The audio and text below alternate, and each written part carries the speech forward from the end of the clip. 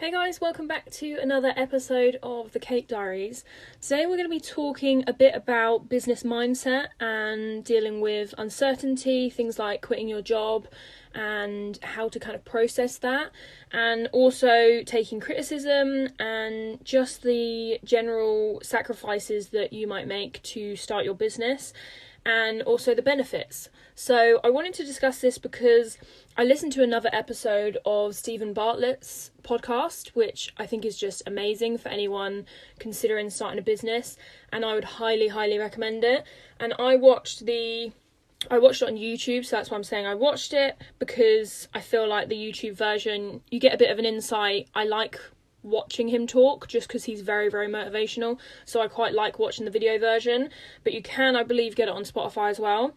So I watched his how he became a $3 million business owner, basically, and how he started that business. And it was just very enlightening. He's not necessarily telling you how to start $1 million business. He's giving you the fundamentals to start pretty much any business. I was talking to someone about this and they were saying, well, how am I going to make $1 million business? And I was saying that it's not necessarily about having $1 million business. Like, it seems more unrelatable when you think of it that way. He is basically giving you the fundamentals for any business to be successful, and it's just that mindset that you need to be in order to grow a business and help it develop without having it just sit at a standstill. So that's what we're going to be talking about today, so hopefully you enjoy that. I wanted to quickly say a thank you to the 350 plus people that have listened to the podcast so far, whether it's on YouTube or on Spotify. I am extremely grateful. It's so nice to have people wanting to listen, so I'm glad that you guys found this episode and the last one helpful, just because I love making videos and podcasts is like another outlet for me, so I'm hoping you guys are enjoying this as much as I am. So also, on that note, I wanted to quickly say that this is going to be coming out on YouTube on Monday, and then it will come out on Sundays on Spotify. So if you're wondering, it will be, I think, 4 p.m. on a Monday. I'll have to confirm that. And then it will be roughly 6 to 8 p.m. on a Sunday, depending if it's all raring to go. And that's going to be the regular rota, just because it would be too much to try and get it out both on the same day, because it's, a one-man band trying to sort it out for you. And also a quick reminder, because I am now starting to take requests for this, I am going to be doing the kind of agony on Cake Dilemmas series. So what I'm going to do is at the end or beginning of each podcast episode, I'm going to be addressing all the dilemmas for that week. So if you have any dilemmas that you want to submit, this can be relating to business. If you're unsure of anything, it's not so much a question, it's more so much a situation that you need advice on. And it can be something that's gone wrong, it can be just a general situation, it can be customers, if you're having difficulty with certain types of customers, and it can all be anonymous. So if you want to submit it anonymously, then head over to my Instagram, which is sweetthingsbyamy, and submit your answer. Obviously I won't say your name when I read them out, and you can just say, I want to submit this for the podcast, please can you include this, and then I will give you my advice on it and how I would deal with that situation. If you're not bothered about it being anonymous, again, I still won't be saying names, but if you want to comment on the podcast episode, which will be this one, which is up on my YouTube, then you can comment down below. Your name will be visible to other people, but when I read them out in the podcast, you'll still be unnamed. So yeah, you can go and comment it either on YouTube or message me on Instagram, and then I'm going to be including them in each week's episode of the podcast. So then I'll be giving you my advice on how to deal with those situations, because I know that as new businesses it can be very difficult, and also you don't necessarily know who to ask. So I'm going to be that person. If you want to ask anything, feel free. So we're going to get into the episode. I'm going to start with little bit following on from the last episode, and it's quitting your job. I wanted to discuss this because it's definitely something that I went through, and I think a lot of people will be in this dilemma and in this situation, especially in the current climate that we're in with COVID. A lot of people are thinking about leaving their jobs, but they're not sure. So we're going to get right into it. I hope you enjoy, guys. So, quitting your job, I wanted to discuss this a bit more because it can be so difficult, and familiarity is comfortable. That is why a lot of people stay in their job for years. That's why most people say that, I've been in my job for 25 years, and it's not necessarily that they love it. It's just familiar and it's easy. It's not that you're necessarily lazy, but if something is good and it works, then you're less likely to change it, unless you really hate your job to the point where, it's making you maybe medically ill, say, you're not sleeping or overstressed. If you're just sort of living every day by day, then you're more likely to stay, because if you were to say to someone, I don't want to stay here, they might make you feel like, well, what's wrong with your job? And you say, well, there's nothing wrong with it. But if it's not something that challenges you to be, one, a better person and to really, meet your potential, then it still can be it can still be a job that you don't necessarily want to be in, if that makes sense. So it doesn't necessarily have to be a bad job. It can just be that it's not testing you enough, and you might get to 40 and you think, you know what, I haven't done what I wanted to do with my life, and I am a strong believer in that you shouldn't regret anything that you do. There are definitely things that I regret, but they're definitely not things that I had a wise decision in. So, sort of as an adult, you do stuff as a teenager that you might regret, but as an adult, I can definitely say that I don't regret any of the jobs that I've left. I don't regret any of the decisions I've made, because one, they make you who you are, and two, they have brought me to where I am, which at this point in my life, I'm very, very happy. So I would definitely say that you want to think about, one, where you want to be in life. Even if you're in a comfortable job now and you're listening to this, you might not want to be a baker. That's completely fine. But any kind of business that you want to pursue, if you think to yourself, you know what, I'd like to do that, then why not try? You don't have to quit your job to try something new. You can stay in your job and start a new business and have them both alongside each other. It's not something that has to be all or nothing. You don't have to give up everything that you've currently got to pursue that dream, but you can do it alongside it, and if it works, it works. If it doesn't, then it doesn't, and there's nothing wrong with that.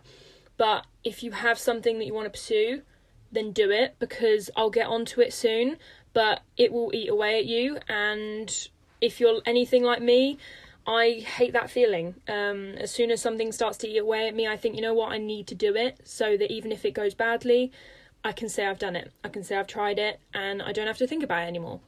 So in regards to quitting your job, uncertainty is inevitable. It is something that comes with every decision that you make.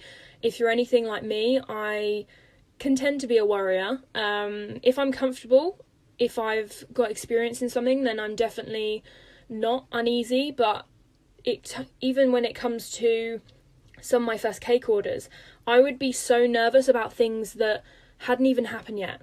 They're future dilemmas that haven't happened, and I'd be so worried. I'd be worried that the cake would go wrong, that I'd drop it, that they wouldn't like it, that there would be anything wrong with it, basically. And I'd be worrying about this, and it hasn't happened. And I don't know what really changed, but it kind of in the new year, I don't know if it was anything to do with COVID, just kind of deciding that with so much uncertainty going on around me, that I was just going to try and forget about it. But now I make a cake and I'm not worried at all. And I also don't worry until something goes wrong. And even when things do go wrong, I mean, people might have seen it on any of my lives. If something goes wrong, I'm like, right, on to the next thing. We're going to resolve it. I don't let it affect me. And in all my other jobs, I've let stress affect me. But in this job, I haven't. And I think once you get to that point, you can become comfortable in your job, and that's a good thing. Whereas becoming comfortable in a job, say like an office job, which I've been in before, as soon as I got comfortable, one, I started making mistakes, and they were little mistakes, but it just, you don't want to be making mistakes anyway. And they were also stupid mistakes, things that I knew how to do, and it was just because I had such a routine of this job and I was doing the same thing every day that I was just missing out steps. Whereas this job, although I might do similar things on a day-to-day, 9 times out of 10, I feel like I'm being tested, and it's not tested in a way that I'm stressed. It's just tested in a way that I'm constantly growing. Like every time I take on a cake order, 9 times out of 10, there's something different and they've got a different element to them, which I have to learn how to do. And I manage to do it every single time and I have no issues. And that is me adapting and not failing, which obviously failure is inevitable as well. But I'm managing to adapt without even having that failure. So I'm growing and learning those skills without necessarily having to practice a lot, which is something that is not normal for me. Like when I first started the cake business, I had to do a lot of practice to get things, whereas now I feel like I'm so aware of how to do things and I kind of know in my head that when I go to do it, it just turns out great. And one, it's because I've got confidence in myself. Two, I have done the research, but I might not necessarily know exactly how to do something. And it just shows you that you can pick up things really quickly. I am personally a very quick learner and I like doing things to learn. In all my office jobs, I'd have to do something to learn. I couldn't just read a manual. And that uncertainty, it can go away eventually. And it's also something that you have to target. Like, if you think about it, every time you make any decision in your life, whether it is to accept an invite to something, like if you're meeting new friends and they invite you out, you're going to be a little bit nervous to go and do that. But if you go and do it, then you're going to be happier for it because it's an uncomfortable situation which you've done and then you've overcome it. The same works with business. You take the leap, start something, and even if it doesn't work out, you'll be glad that you tried it because it makes you a better person. I used to be horrible at public speaking, and if you don't know about me, I went volunteering for 3 months in Africa, and I lived there with a family for 3 months, and every single day I had to do public speaking in a school, teaching, bearing in mind I don't know the language, which is very uncomfortable because you don't know what people are saying. They could be talking about you, they could be saying nice things, but they could also be saying horrible things, which is very nerve-wracking. And you're also teaching a very important subject, so you want to make sure that you're getting that across. We were doing sexual reproductive health, so it's very, very important. And I was so nervous to do this public speaking, and I always wanted to be a teacher as a kid, but I never actually did it because I was too scared. But I was so nervous, and by the end of those 3 months, I can now go in and I would do business meetings and presentations, and I would have no issues because it was nothing compared to those classrooms. And that was something that made me so uncomfortable to the point where I was shaking and I would be stressed and not sleep. And then a few months go by and it's something that I can do and I know it like the back of my hand and I have no issues. And that was a very uncomfortable situation it was a good skill hidden behind a uncomfortable decision, and I made the decision to do it and I couldn't get out of it once I was there, and now I'm so proud that I did it. But that is just an example to you that you can overcome things and that uncomfortable things can lead to very, very good skills that you'll learn in life. I like to know a lot of different things. And I like to be skilled in different areas because no matter what job you're in, it's very useful. But anything that makes you uncomfortable will be a good thing in the end. But you won't do anything in life if you feel a little bit uncomfortable and you think to yourself, I'm not going to do it because I'm uncomfortable. A lot of the time, that is something that will be good in the future. Obviously, if it is something dangerous, this is not necessarily business related, but if it's anything dangerous or like illegal, for example, then obviously don't do it. But I'm talking about like when you're making friends or when you're making business decisions or anything that will give you a new skill. So say, for example, teaching, any kind of new thing that you're trying. A lot of the time, if it makes you uncomfortable, it will lead to something good. But everything that we do, we have to make a decision to do it. So if you restrict yourself by being the no person, then you're not going to do a lot. Whereas that's why they always say that you want to be a yes man, because that's how you'll learn new things. I think it's so important to really, really test yourself. And this goes on to what I did last year, which was quitting my job without knowing what is going on. I didn't know if my business would be successful. I didn't know whether it was going to completely hit the floor and not go anywhere. And I realised that I have a real passion for it. I've always wanted to be my own boss, and you might find that too, depending on what kind of situation you're in.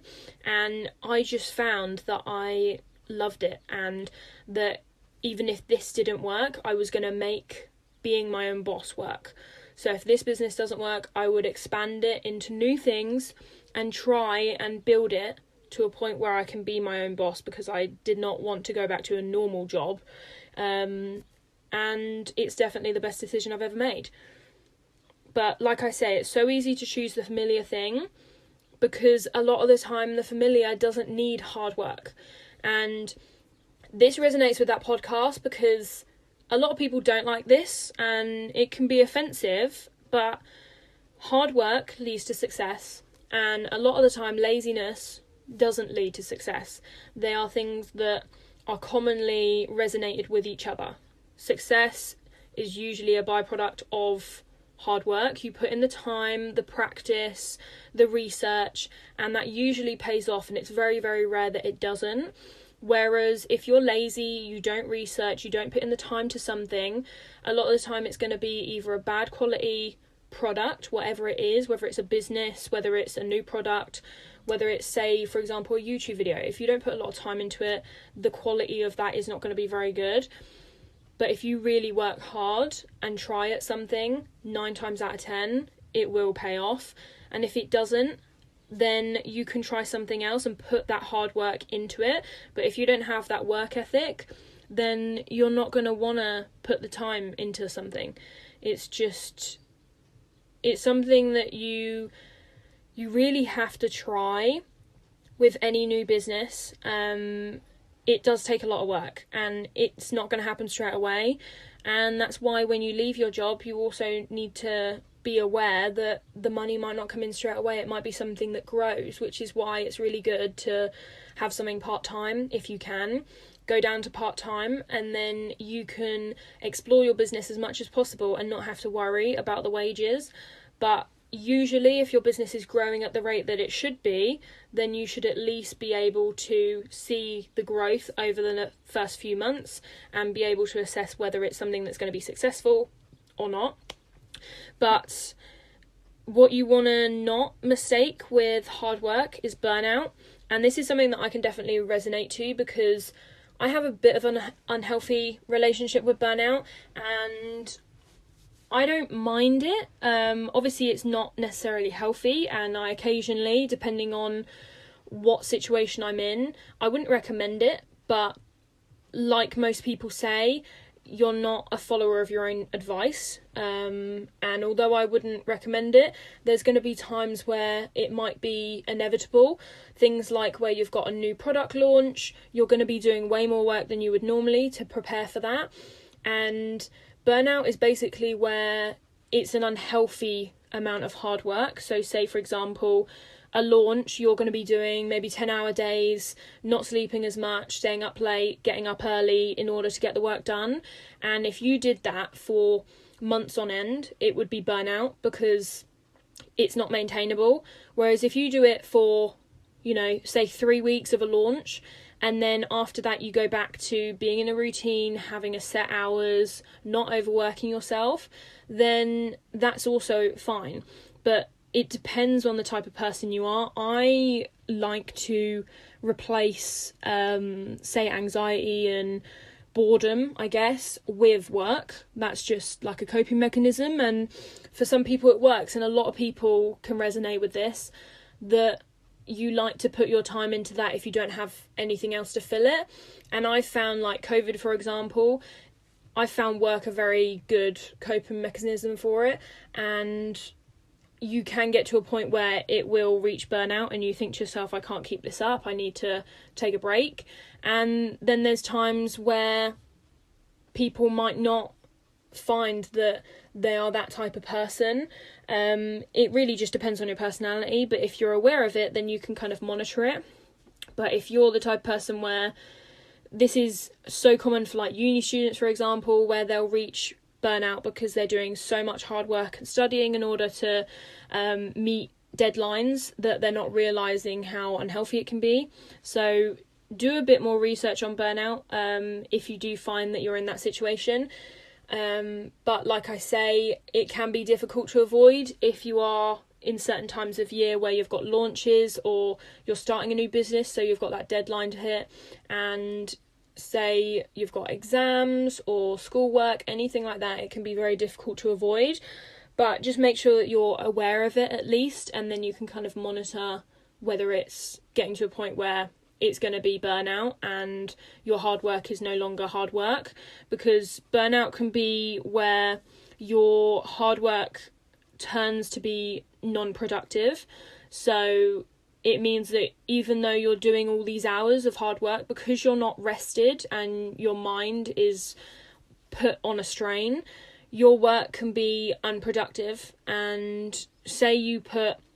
That's why they always say when you're studying, I remember when I was studying my accountancy, they used to say, do an hour every few days of studying rather than loads of hours every night. And I used to be that person that would do loads of hours every night because I would get obsessed with it. And then there'd be other people who can do an hour every other day and they're getting the same knowledge that I'm getting, but because they're rested and they're not stressed and they've got a routine in place, they can sit there and they can learn the syllabus and take it in within that short space of time. So yeah, it really just depends what situation you're in, but you want to try and avoid it because it isn't productive. So the next thing I want to talk about is uncertainty, which relates to quitting your job, but also just life in general. And things that are draining will ultimately tire you out to the point where you dislike it, whether it's a job, whether it's a relationship, a friendship, a hobby, anything that you're doing. As soon as it becomes draining, you can resent it, you can not put your all into it. I definitely know that in one of my last jobs where I disliked the job, it got to a point where I just resented the people that I worked with, and also I wasn't like that nice of a person to be around, and I'd get the work done because I had to, but I wasn't using my time that effectively. And you can resent the people, whether it's a relationship or a job, and if you're unhappy in something, then that can just lead down a downward spiral of that, and that's when you know that you need to get out of it. And that's when I actually went volunteering abroad, and I absolutely loved that experience. And then when I came back, I was so lost as to where I should be in life that I was just kind of hovering in an in-between. It was quite a weird feeling. I want to do an episode on it in more detail, but I was so uncertain of what I wanted to do, and I felt so lost because everyone else that went volunteering knew what they were coming back to, and I had no idea. A lot of them are uni students, so they knew where they was going in life. They had taken a couple of months off from uni, or they'd finished uni and then they were going back. But it just depends what kind of situation you're in. So I'll do another episode on that in more detail. But if you can deal with uncertainty and make it a positive, then it will help you in the long run. So making that uncomfortable decision out of an uncertain situation, say like a job that you don't like, if you make the decision to change that, then you will be a lot happier. But if you dislike your job and you stay in it, it's just going to be a downward spiral into disliking your job. And you also then get to a point where you're trying to find ways to enjoy it without actually changing your job. For example, a lot of people will go on holidays or go on days out, and it's not because they want to go on the day out, but they want an escape. And people say, I need a holiday from my job. And what this podcast that I was listening to, Stephen Bartlett's, was saying is, you shouldn't need a holiday from your job. You can have a holiday, that's perfectly fine, but you shouldn't be using the holiday as an excuse to get away. It should be, I just want to go on holiday. I want to relax, not because you hate your job so much. It shouldn't be that much of an escape. And also the problem is with that is you're going to go on this holiday, you're going to have an amazing time on your holiday, and then as soon as you get back to reality, you're hit with the harsh truth that you're back in the same situation that you were in 2 weeks before you went on holiday. And it's just a never-ending cycle of that you go on holiday to escape, and then you come back and you're still in that same job. That holiday has ended, and now you've got to wait 6 months for your next one. I just think if you're unhappy in a job, change it while you can. I think COVID has taught a lot of people that you either like your job or you don't. A lot of people have taken COVID as an opportunity to leave their jobs, and I think a lot of people have realised that they don't actually like their job as much as they do, because I was definitely guilty of this, but sometimes where you're in a workplace, actually working in an office rather than from home, you can get so comfortable with the people that you work with, and they are the reason that you stay. I'm definitely guilty of this. Every job that I've been in, I've liked the people, but not necessarily the job, and that's what made me stay. And as soon as COVID hit and you're not seeing those people every day, then you realise actually it's really difficult without those people to actually want to get up in the morning and do my job.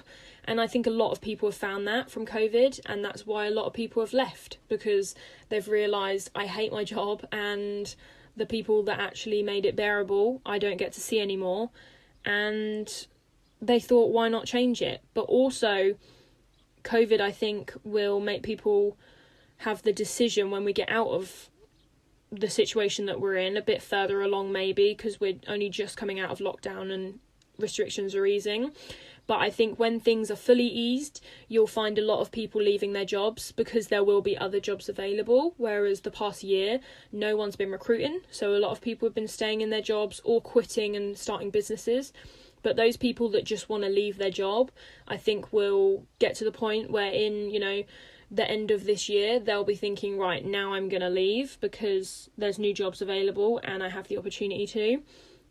And if you're one of those people that's thinking about it, I'd say do it, because honestly, life is too short to be in a job that you hate just for the money or for the people that you work with. And also, you don't owe anyone anything. Like, that's one thing that I've learned. When you're thinking about leaving your job, it's funny how when you are thinking about it, you feel so bad for the people that you're going to be leaving. And then as soon as you even mention you're leaving or that you're thinking about it before you've even handed your notice in, the mood can completely change. And those people that you thought and you felt bad for leaving, you were thinking, I don't want them to have more work to do. I don't want to leave them hanging without an employee. And then as soon as you hand in your notice, they are not your friend. The people that you stayed in a job for might not necessarily have your back. There will be some situations where they do, but quite a lot of the time, as soon as you tell someone that you're leaving, that situation can flip. So you have to be careful that you're not staying in a job for the sake of people that don't have your best interests. Because I think it's so common for people to stay in a job because they don't want to leave and upset anyone. Whereas if it was the other way round, if your manager wanted a new job and they said, I'm going to stay because Amy wants me to stay, that wouldn't happen. They would just leave. But as soon as you want to leave, you've got that uncertainty of, am I going to be leaving anyone behind? Am I going to be, messing anyone's lives up by leaving and making their lives harder? And you've just got to put yourself first. You have to be selfish in that situation, because they're not paying your bills. They're also not going to make you happy necessarily, unless they're a friend from work. But if it's for the sake of a manager or a senior member of staff, they're not the person that you need to be worrying about. You have to worry about yourself. And you have to go for the things you want in life. And if you don't, then you're going to regret it. There's some people that can deal with that, but I definitely can't. You can either think about the things that you want and let them sort of eat you up, or you can get out there and do them and then cross them off your list and move on to the next thing. I'm one of those people where if I think about something long enough, then I can't get it out of my head. Some people can think about something and put it behind them and say, you know what, I'm not doing that, and get over it. But I'm not one of those people. If I think about doing something long enough, I can't get it out of my head and I have to do it. And that's what I did when I left my last job. I started thinking about starting this business, and as soon as I started it and I was getting some interest, it got to the point where I was like, right, I've had this business going a couple of weeks, it's going really well. I thought about leaving my job, and then all of a sudden it was done and I had already handed in my notice and I had left, because I just kept on thinking about leaving. Every day I was thinking, you know what, do I hand in my notice today? Do I hand it in tomorrow? Do I hand it in a week? And it was just going round and round in my head, and I was thinking, you know what, even though I am so nervous to do this, it is probably going to be the best decision that I've ever made, and it is. I think whatever decision you're making, whether it's to stay in a job, whether it's to start a business, whether it's to move to a new job, it will be something that, one, you can go back on, or that you won't regret. If it's something that's unsuccessful, whether it's starting a business or moving to a different job, there is the opportunity to redo that. Like if you move to a different firm and you decide, you know what, this isn't as great as I thought it was going to be, then you can start looking for another job. But if you didn't do that, then you wouldn't be able to have that regret or that satisfaction that it might have worked out or might have not. You'll just be in the unknown and you won't know whether it would have been a good decision or not. So I think uncertainty can work both ways. You can be uncertain that something is going to go wrong or right, or you can be uncertain as to whether you'll regret not doing it. And yeah, I'm one of those people that can't handle that. So I always have to try something even if it's not going to work out. So I think it's really important to...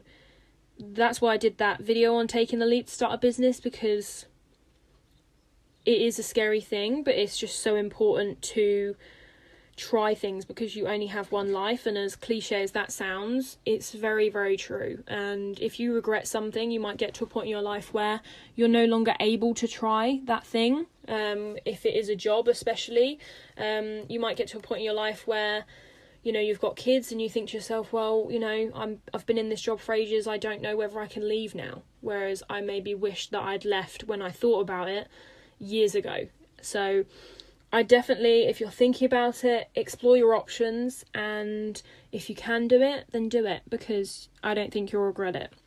But like I say, the longer you think about something, the more likely it is to just eat you up inside, and then you'll end up wanting to do it anyway, but you might not be able to by the time you actually think about doing it. So like for me, I was able to leave my job, I was able to start a business, but if I had waited any longer, then it might have been a bit more difficult. So that is on dealing with uncertainty. So I wanted to talk about a bit in regards to running a business and the business mindset that you need to have. So I will be doing, I think maybe a YouTube video on this, we'll see. It will be slightly different, but I wanted to just talk about it in this episode. In regards to the mindset that you'll have maybe when you're leaving a business and then you want to start a new one. It's just things to consider before you leave, because I think it's relevant in terms of if you're thinking about quitting a job to start a business, this is some of the sacrifices that you might have to make, but also some of the benefits that you'll get from it. And spoiler, the benefits is usually higher, and they're more weighty, if that makes sense. So a lot of people say that there might be more cons to something, but they're not things that are as impactful. You know, they're little things that you can get over, whereas the pros might be lesser, but they're more weighty in terms of how much they're worth and how much they affect you.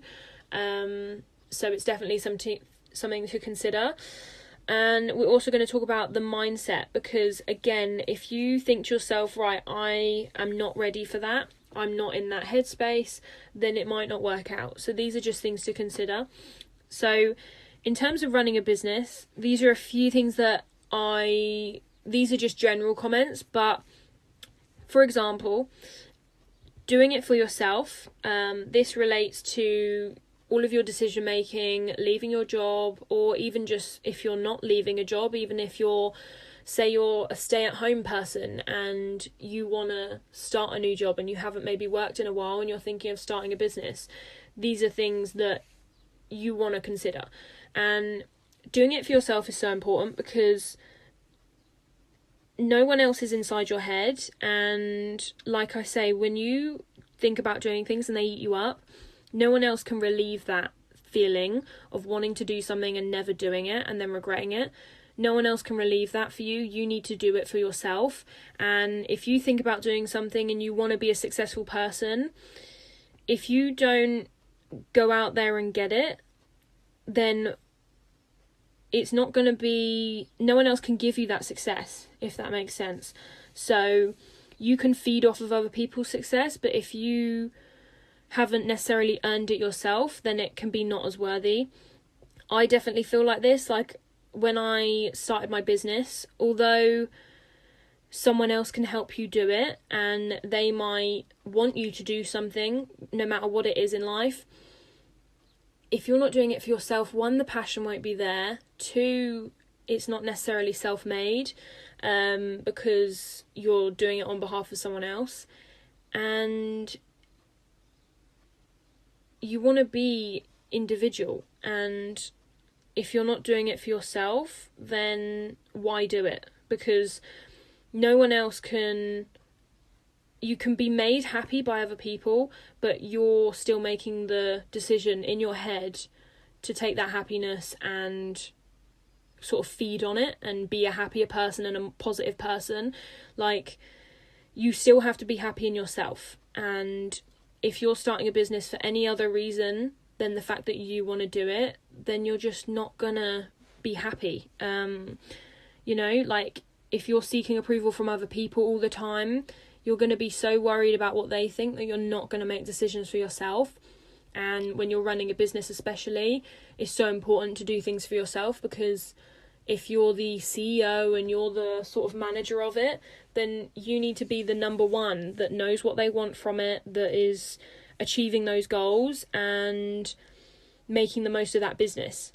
It's so important to do it for yourself and not for anyone else. So in regards to this, I feel like this slightly leads on, but when you're doing things for the sake of approval from other people, it's not necessarily something that we're built to deal with. I think criticism is something we're used to, it maybe in small doses, but nowadays, because you're open to so many different sources of criticism, things like social media and just having lots of friends around you and family, there's so many sources of criticism which can affect a person. And we're not used to that. We're used to, maybe a few people around us giving their views on a situation, but we're not built to have, potentially millions of people on the internet able to say stuff about your business, about yourself and you as a person. And this is one thing that as a business you really need to learn, is to be able to take criticism. It's so important. As soon as you let something affect you to the point where it makes you not want to do something, then you're going to really struggle to be successful. Because as a business, the bigger you get, the more open you are to criticism, because the more followers you have, the more customers you have, and the more likely someone will want to take you down.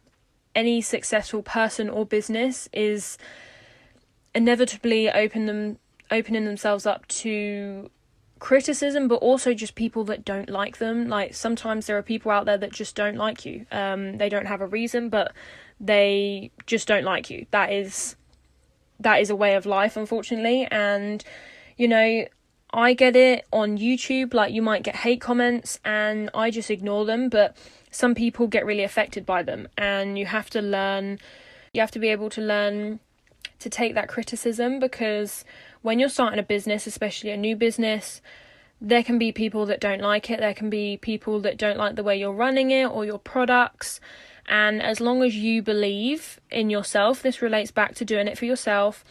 As long as you believe in your products or your services or your business model, whatever it is you're doing, then as long as you believe in it and you have confidence in it and you don't let other people affect it, then it can be successful, because you're going to get people that don't like things, you're going to get people that love it. That's why people get good and bad reviews, because sometimes it's not even to do with your product being bad. Sometimes people just have bad things to say for no reason, and you have to be able to take that, and some situations you have to be able to learn from it if it is a genuine sort of bad review or bad comment. But there are certain situations where it's not even your fault and you get a bad review or bad feedback or just criticism on anything, and it won't even be backed up. Sometimes it's not justified, and a lot of people find that difficult to deal with.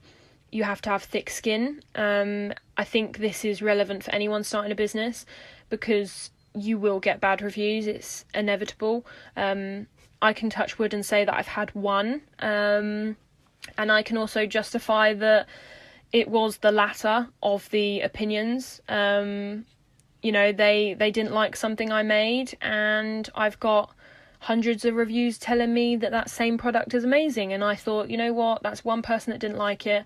You can't please everyone, and I really took that to heart.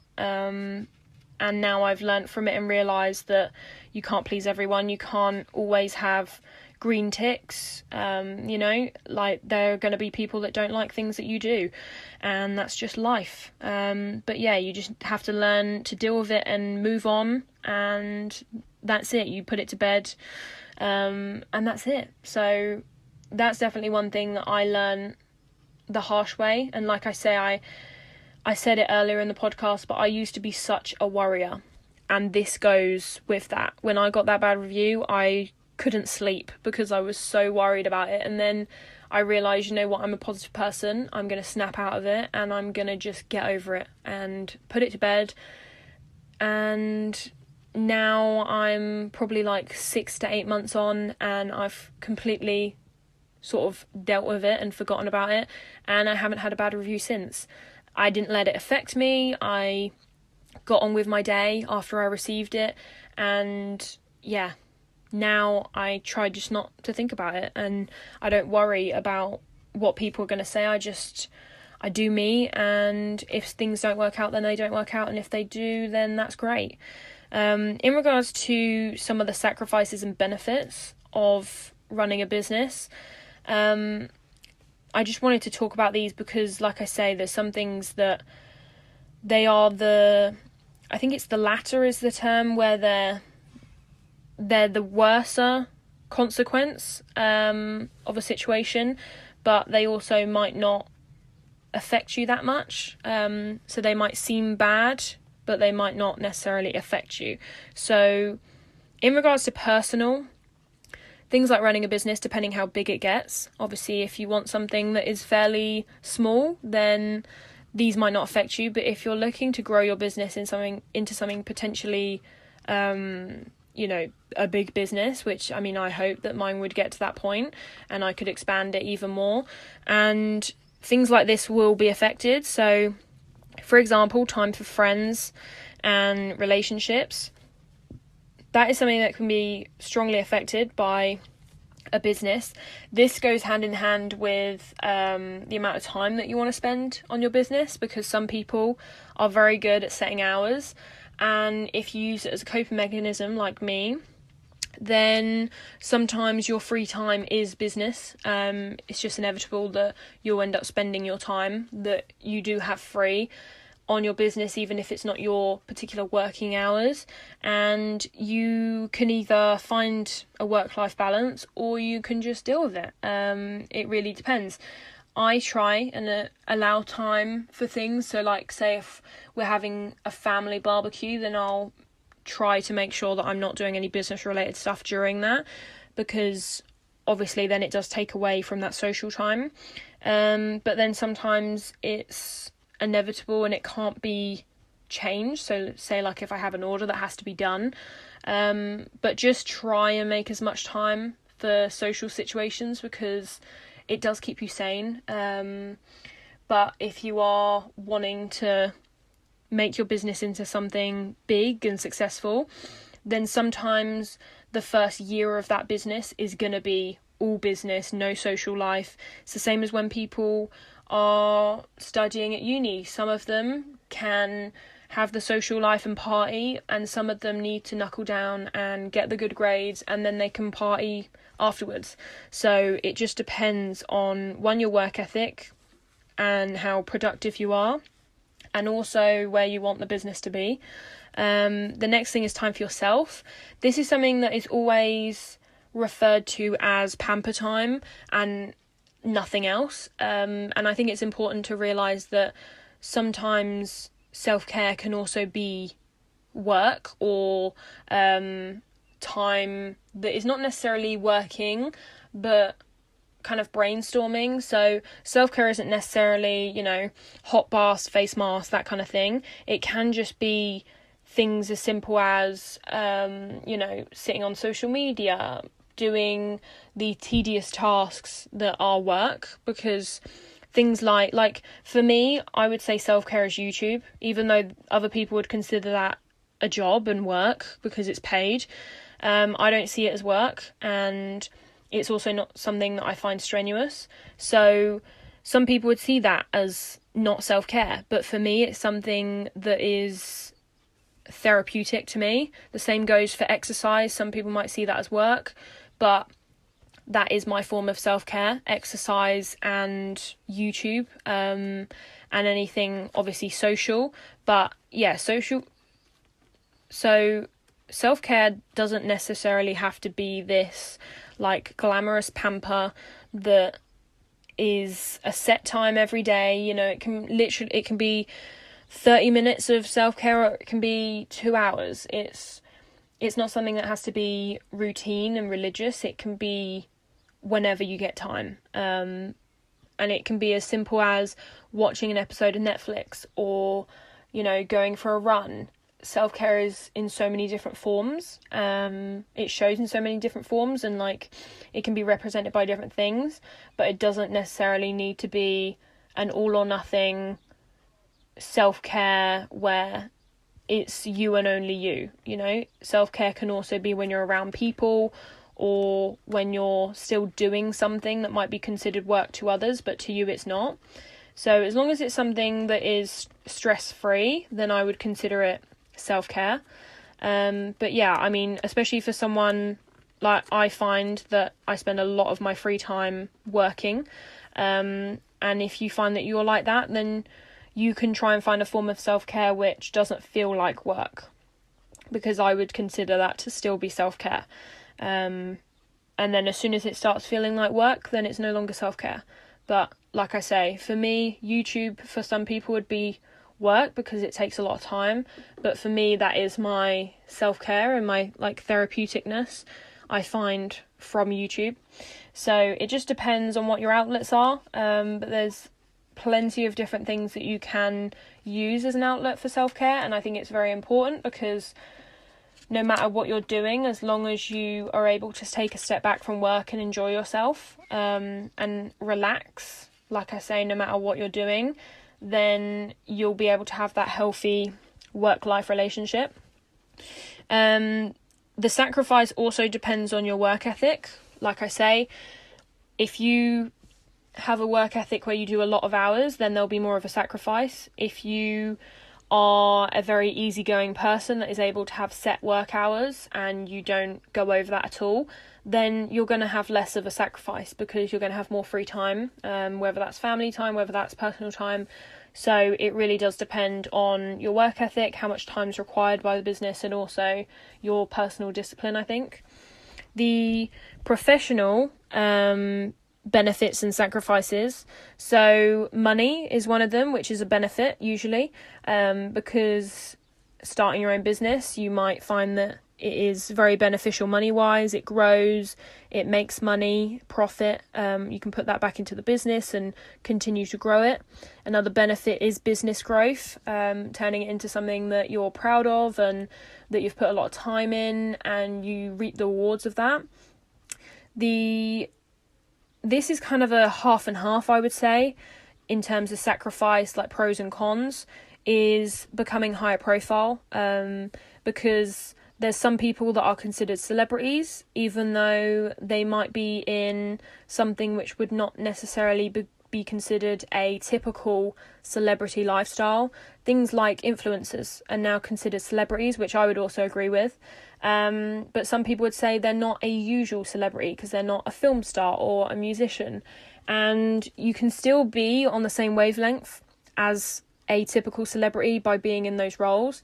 And some people find themselves starting a business and becoming an influencer of sorts, and then they in turn are a higher profile person, and that might be a sacrifice to them, but it might also be a benefit. It really just depends on your personality, whether you wanted that, whether it was something you expected. Some people don't expect it at all, and whether it's something that you can deal with and that you're happy with. Again, like I say, some people, that's not what they asked for and they struggle to deal with it, so it would be considered a sacrifice. It might affect your relationships, your friendships, and then some people will reap the benefits and they will enjoy having that higher profile. It really just depends on you as a person. Working more as a professional sacrifice, because depending on, like I say, your work ethic, you might be doing very long hours to make the business successful. So it just depends on how you deal with that.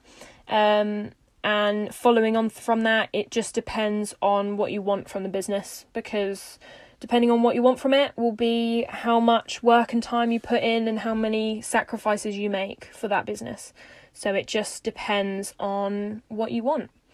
In regards to consistency, and running your business, consistency is key. It is the typical phrase that everyone says. The more consistent you are, the more time you'll put into something and the more benefits you'll get. And it is true. The more time and consistency you put into something, typically the better you'll get. It goes with anything. That's why everyone says practice makes perfect, because the more time you put into something, typically the better you'll get. And the less time you put in, the more likely you are to not necessarily fail, but just not succeed or not have anything come from it. And typically, in regards to consistency, this goes with failures as well. So like, you want to be consistent in doing things. So whether that is things that are successful or things that are failures. If something is a failure, then you can be consistent by building on that and learning from it and making it into something that is no longer a failure, making it into something that has been recovered and become successful. And you also want to take responsibility for things that go wrong and then work on them, like I say, because if you can acknowledge something as a failure, then you'll be a bigger person for it and you can then learn from it. Whereas if you are in denial about something or you just don't acknowledge it as a failure, then you can't then work on that because you're acting like it's non-existent, if that makes sense. So, for example, if you get bad feedback on something, obviously acknowledge it and sort of assess it and work out whether it was genuine bad feedback or whether it might just be a personal indifference by the person. So, for example, if someone didn't like a cake, that might be their personal preference. They might have not liked the flavour, but they also might be right and there might be something wrong with it. So you want to assess that, work out whether it was a genuine review and there was something wrong with it, and then maybe change the recipe or work on it. It might be that it's a good recipe but it was overcooked or overmixed. If you're into baking, you'll know what I'm on about. But it isn't necessarily that, say, the recipe was wrong. It might just be the technique. So this works with any business. Your method of doing something might be what was wrong, or the initial product might have been wrong. So you want to assess that and work out, because some feedback can be constructive and some cannot, and you need to be able to tell the difference. And then if you acknowledge that thing that was wrong, then you can work on it and it will be more successful in the long run, because you've built on your business and you've accepted criticism and feedback and you've made a better product in the end. And if you are working towards being a more consistent person, then every day that you're working, it will be bigger and better decisions, and you'll be putting more positive effects into your business if you're consistent. If you're unorganized and not consistent with your routine, then you will find that things will go wrong, or you won't have the motivation in the business. So I find that personally, if I have a routine and I'm consistent with that, then I'm in a lot better position as to whether I'm rushed and not organised. I personally, as a person, I like to have my whole life organised, and that isn't that I have a schedule for every day, by the hour, but just life in general, I like to be organised. It can be things as little as having a list for each day. I don't have to complete the list. If I miss something off that day, that's okay, but it just gives me a guide to work towards that day, which I find is very healthy. Some people don't like doing that. It just depends on the person. So in regards to business mindset, I wanted to talk about this because these are things that I resonate with a lot, and we have spoken a little bit about them so far, but they're just kind of bullet points that I have that I want to talk about. So we'll work through those, and it's basically the business mindset behind the workload, things that can come hand in hand with starting a business, and things that people don't necessarily put together with starting a business. So someone might think it's a really glamorous situation, and sometimes it's not. So these are just some mindsets and things to consider when you're starting a business. So the first one is, these are things that I think people also need to be. There's certain characteristics, I'll sort of point them out when we get to them. So the first one, this is a characteristic which I think is very important, and that is being hardworking. Like I say earlier, if you don't have the work ethic to do something and to have it grow, then you won't want to put the time in that it takes to build a business, which is usually a lot of time. There are some businesses where they launch and they go viral and they were this great business idea that has been picked up and never done before, and they didn't need a lot of hard work in the beginning or a lot of advertisement and sort of like work put into them. They are obviously a business that will require a lot of work when they get big, but there are some businesses that require a lot of work in order to become noticed and to be successful and make a profit and have people, depending on what it is, purchasing their products or their services or their business. So it depends on the situation, but you have to be aware that not every business is just going to blow up straight away. A lot of them take a lot of work, and that is something that you have to be prepared to do. This is something that we spoke about already, but coping mechanisms. A lot of people, I think it's more common in this generation, the generation that I'm in, because I'm 21, turning 22 this year. And I find that work is commonly a coping mechanism for stress and anxiety. I think a lot more since COVID starts, because a lot of people have been having worse anxiety from being stuck inside. A lot of people have been channeling that into new businesses. There's been a lot of small businesses that have started because of COVID, and that's largely because people are using it as a coping mechanism. Like I say, this can be healthy for that particular person. Like I say, for me, I think that it's healthy. It's something that I can channel my stress and anxiety into, that is a positive thing, because I reap the rewards of that. It grows my business.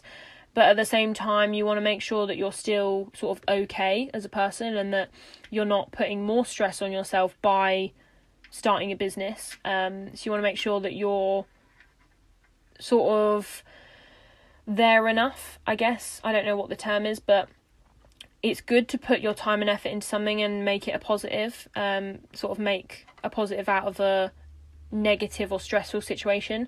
But you also want to make sure that you're not channeling energy into something and not sort of resolving the issue.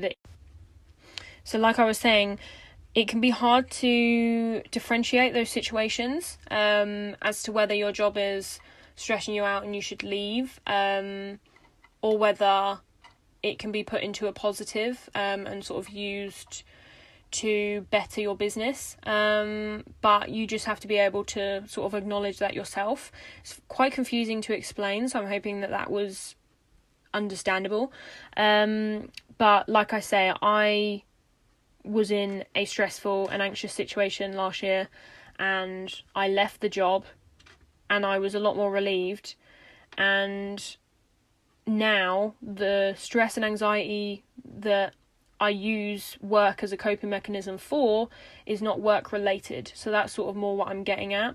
If your stress and anxiety stems from your work, then it's not healthy. But if you're using stress and anxiety that you get from other sources, whether that's like social anxiety or, anxiety from other situations, then you can put that into work, because work is not what's stressing you out. So yeah, you want to make sure that work isn't the thing that is, it's not the source of it. That being said, there is a healthy amount of stress that you can get from a job, but when it gets to the point where it's not manageable, then it's obviously not healthy. But most jobs, they'll stress you out at times, but they shouldn't stress you out all the time. You know, things like launching a new product for your business, that might be stressful, but it's only temporary. Whereas if it is a continuous stress, then that might be something that's unhealthy. A trait that I have is that I like to be busy. I think it's a good trait to have for having a business, because it means that you're not gonna, I can procrastinate, I can definitely procrastinate, but if you like to be busy, then you're more likely to be completing tasks that you need to be doing and getting your work done, because you don't want to just be sat there doing nothing or being unproductive. So when I say I like to be busy, I like to be busy being productive. I don't want to be fake busy where you're procrastinating and you don't actually get anything done. And I think this is a key one, is ambition. If you don't have ambition to be great, then what are you striving for? You won't necessarily know where you want to be. You won't have that drive to get to that point. Whereas if you have this big dream for your life and you know where you want to be and you know what you want to achieve, then you're constantly going to be trying to meet that goal. So then it gives you something to strive towards. Another thing that I always go on about is loving what you do. So important to me. Some people, like I say all the time, can be in a job for convenience that they don't necessarily like for years and years, but I am one of those people where I got to 19 and I didn't like my job, and I thought, why not change it? I can. I'm young. I don't have any kids. That's not to say that if you have kids that you can't, but I was in the position where I had no dependence whatsoever. And I was thinking, well, if people can change job in the middle of their life, then why can't I change it when I'm only 3 years in to my working life? Like, I've got 50 years to go before I can retire, and I'm not happy already. So I decided to change it, and I am way happier for it. And I've got a lot more ambition now, and I'm constantly striving for new things. Whereas in those jobs, I felt like my ambition was stumped because I was in an unenjoyable position. So you might find that because you've been stuck in the same job for a while, that you're not excited about work or life in general. Whereas as soon as you think about starting a new business or the new opportunities that you could try and get to, you might say to yourself, oh my God, I've got so much more passion. I'm excited about this. I'm doing research. I'm thinking about new ideas. And you realise how enjoyable something can be when you're passionate about it. Another thing that I would say to avoid, or to sort of, you have to be able to keep it under wraps, is maybe the term, or like, I don't know what the word is, but like maintain it, is to want to try everything. It's something that I definitely get, and you want to be able to manage it, because it can sometimes be not productive and not sustainable. If you want to try everything, say in terms of like a baking business, if you want to have everything on the menu, you can't necessarily maintain that. It's going to take a lot of your time, and it doesn't necessarily utilize resources because you're constantly doing 1,000 different things at once. Whereas if you have a set menu of things that you can recreate easily and that are time and money effective, then it will be more successful. So you want to make sure that when you're trying everything, one, you're not spreading yourself thin, because typically that's what happens, and then the quality will go down. And this goes for services, other business types. Usually when you're spreading yourself thin, the quality goes down. That's the way it works. So you just want to make sure that if you want to try everything, be patient with it. I still want to try everything. I've got 1,000 different ideas, but I make sure that I've got the time to be trying those ideas out and to be doing new things. And like, say for example, this week, I've got a few days that I'm not doing anything. So I'm using that time to try new recipes because I want to add a new selection box to my website. But I'm not gonna bring out 5 new different products at the same time because I know that would be spreading myself thin and it would be stressful. Whereas I'm going to bring out one good product this week, hopefully, if everything goes to plan. And that'll be one product which is good, rather than 5 new products which I've rushed and the recipes might be perfected and it's just not going to be as successful as something that you've put more time into and more sort of effort and not spread yourself thin over. The next thing is to commit to one thing. I personally like to finish something when I've started it, which I think is a good trait, because like I say, if you want to try everything and you try a lot of things but don't finish them, then you've got a lot of sort of opened projects but they're not finished. So you want to be able to prioritise things that are that you can capitalise off, things that are going to be successful. Make sure you finish those before you necessarily start something else. The next thing is to be able to get over things. This works with feedback, it works with bad reviews, anything like that. And it's to be able to acknowledge when something doesn't work and either move on or try again. Say, for example, I try a recipe and it goes wrong. I either move on and try a different recipe, or I try it again, but maybe with a different method, or take something out, change the time that it cooks for. There will be something that I can amend to make it better, but you either need to be able to move on or try it again if it's not successful, because if you dwell on things, then it's a lot of time wasting. So yeah, you want to be able to move on, try again. If it doesn't work, be able to brush it off and get over it. Don't sort of hold on to grudges. This works with life in general as well. Like, I really try to be a positive person as much as possible, and whenever I'm feeling a bit like rubbish and sorry for myself, I always try and snap myself out of it, because it's just not worth wasting the time.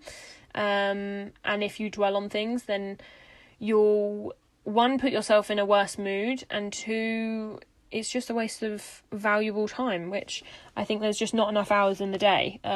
So I don't like to spend time thinking about things that went wrong. I like to just get over them and move on to the next thing and make a positive out of a situation. So the next thing is in terms of your timings of things, so like deadlines. And this is that not all decisions or deadlines are smart. You know, sometimes you'll set yourself a deadline and it's just not achievable. So that isn't a smart deadline. And also it's not a smart decision to think that you can meet that deadline. So you want to make sure that when you're making decisions and setting yourself goals, they're achievable, because it's better to hit a goal sooner than you expected rather than be late for something. So this goes for if you think to yourself, right, I'm setting myself these goals for this month. Say for me, I'd say, I want this many subscribers, I want to hit this many followers, I want this many orders. If I aim too high, then you're more likely to be disappointed.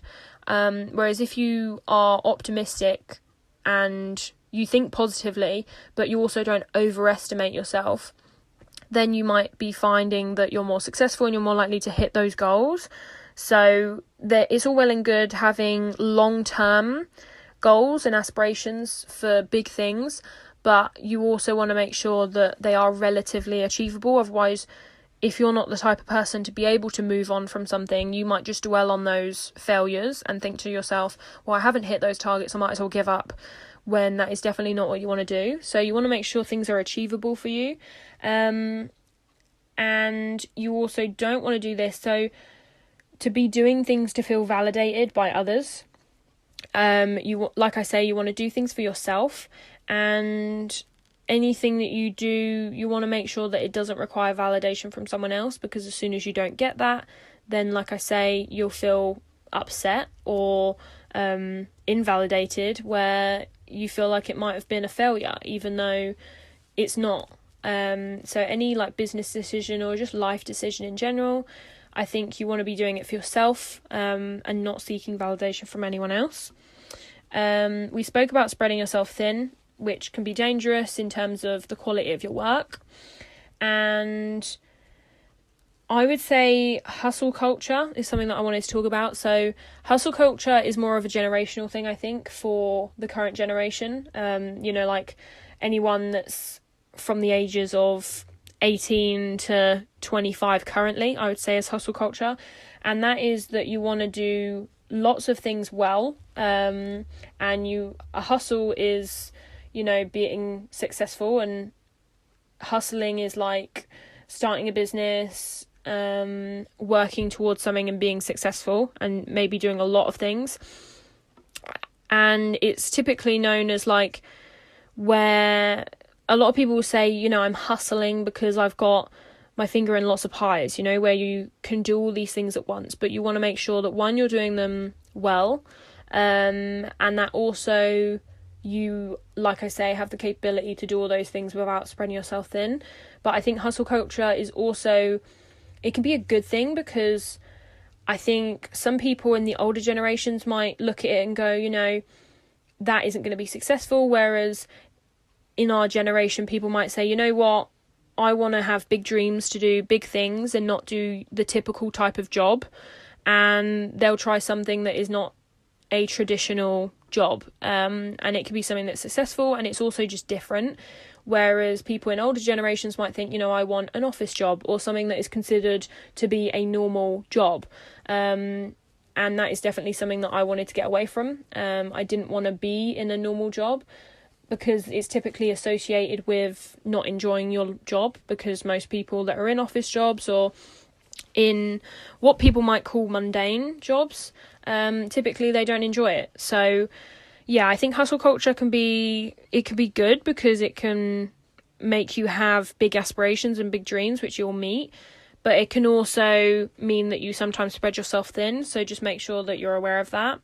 Mental health, when it comes to business mindset, this can go for what I was mentioning earlier about stress and anxiety, but just make sure that you're able to cope with it, and that you're not suppressing feelings that need to be necessarily like dealt with.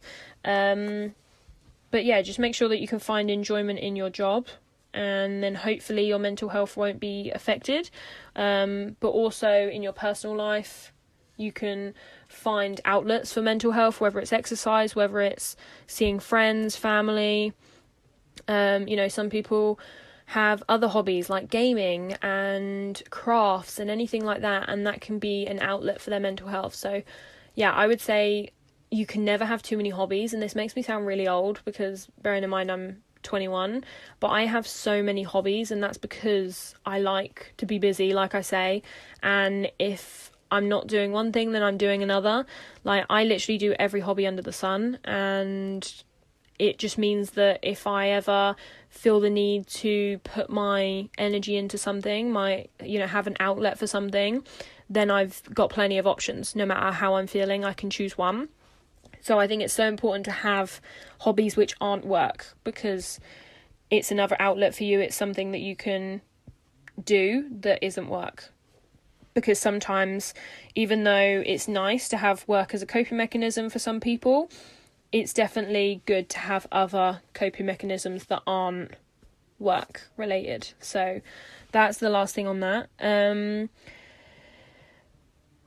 I think that's everything on business mindset. But yeah, if you're ever having any issues with any of these things that I've spoken about today, please let me know in the comments down below. And if you're watching on YouTube.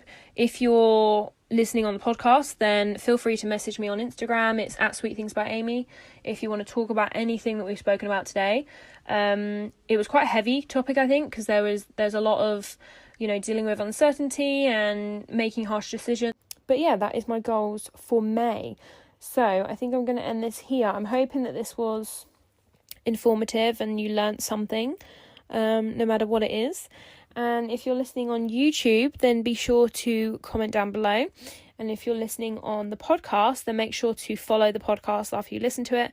And to be fair, even if you're on YouTube or any other platform, make sure to go to Spotify and follow the podcast, because that helps me out. And it lets me know that you're following and keeping up to date, and you'll also get notified whenever there's a new episode out.